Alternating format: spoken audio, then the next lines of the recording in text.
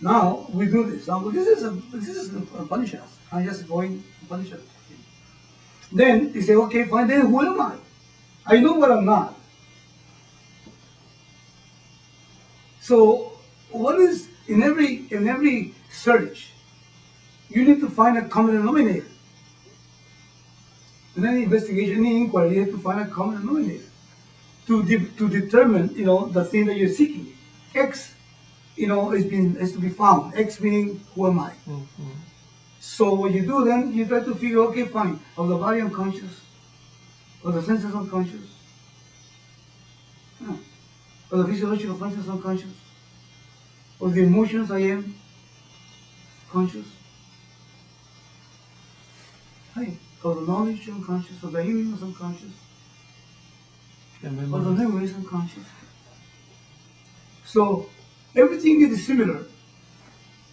Physical body is different from the physiological functions and all that. But there's one thing which is similar that runs across the whole thing. I am conscious. There's someone, the subject I, is a conscious being which has nothing to do, is not the body, is not the mind, is not the senses, is not the memories. As a matter of fact, by that, it doesn't suffer any of the limitations of that which is conscious of. So Atma is free from all those limitations because all of these different factors have limits, time-wise, space-wise, and everything, event-wise. And then I am, whether they're there or not. Why? Now you go into the deep sleep state. When there's an experience, I'm there. When I'm dreaming, it's still there. And it doesn't get dissolved when there's no objects. When I come to the deep sleep state and I'm still there, there's no experience, but I continue to be. Wait a second, so who I am, this Atma, is pure, absolute consciousness. What awareness? Awareness, you can call it. So this conscious awareness, if you want to call it, is who I am. And it has no limits, it has no flaws. The flaws belong to the object, not to me. Now that, when the knowledge dawns upon me, upon that, and I am able to establish myself in that knowledge, then I am a Sita Prajna. And then, look at this, from that standpoint, the body needs something, but I don't need it. I give it to it because it has part of the deal. I have to eat and all that stuff. But, not that I need it. Macy's clothes, very nice to get a job and everything else. But I don't need it. But I'll go get Macy's, but not because of the new sale and this and that, and it looks better, it changed the fashion. I'll go for fashion, no problem. But not because I need it. I'm free. Otherwise, I have I was just reading the other day, that women in the United States, I'm not criticizing women, it's just one matter. I know how many billions of dollars are there in, how do you call this? In closets of clothes that were never worn. Mm-hmm. Millions and billions of dollars of clothes that were never worn. And men do the same thing. Yeah. We buy, and we never touch it. It's there. Years go by. I had this fellow, my son went to clean. This stuff is good, brand new hoses. Mm-hmm. Isn't it? Brand new roll, 100 feet hose. Brand new to the dumps. Never wore it, never used it. I don't know when he or she bought it. And they never used it. So why do I do it? Where is this impulse coming from? Because then the thing becomes a fix. You know what it is to be able to bring out the credit card or the money and to be able to get it? I got it. You see what I got? Let me show you what I got. You know what I got? No. You know what I got? It's called retail therapy. That's right, retail therapy. No, but it's the sense of life. That's right. So if I can abide in who I am, if I can do this analysis, as Swamiji was saying right here, it's a discriminate inquiry, and I will underline it, the discriminate inquiry and analysis of the Atma and Anatma. This is the whole point of this. Then I can then try to abide in that what? Pure consciousness that I am. And recognize what I'm not.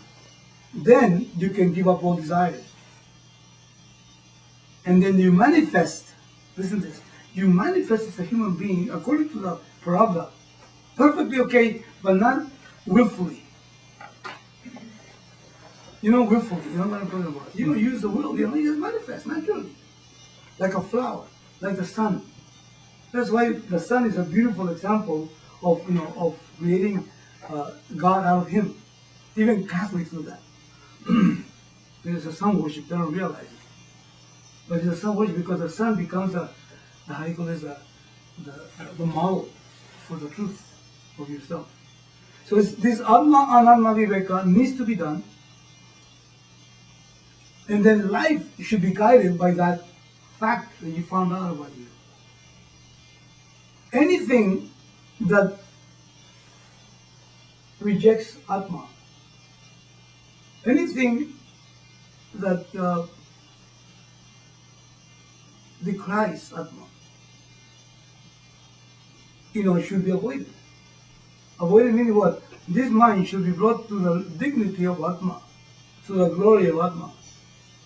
But for that, I need to know what Atma is. Now, right now, dignity and values are based on the Anatma. Now, if a person lives according to the value of the truth of myself, then the person doesn't go around crawling in life. See the idea?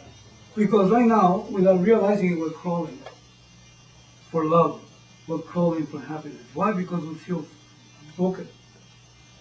So the discriminated aspect of it, the Vedanta has only one purpose. So by the different methodologies, to be able to discover who I am and to shed off what I'm not. It's called neti, not this, not this, not this, not this. And the teacher and the teaching does it, but I need to do it by myself. And I need to bank on that.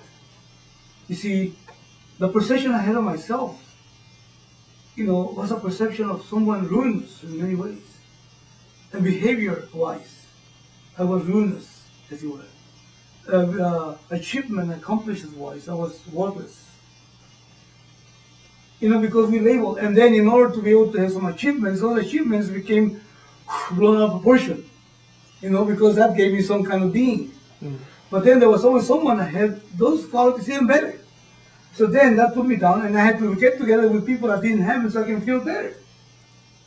Then I was finding flaws everywhere in order to feel good. If I find something wrong with you, then I'm okay. Especially if you're powerful, I look you down in order to make me feel better. But you don't have to do that. Once you realize the nature of yourself is free from all that crap, then you value yourself for what you are. Not what you mistakenly thought you were. And now you try to live your life to the glory of that as much as you can. This is what's called Atma Anatma Viveka.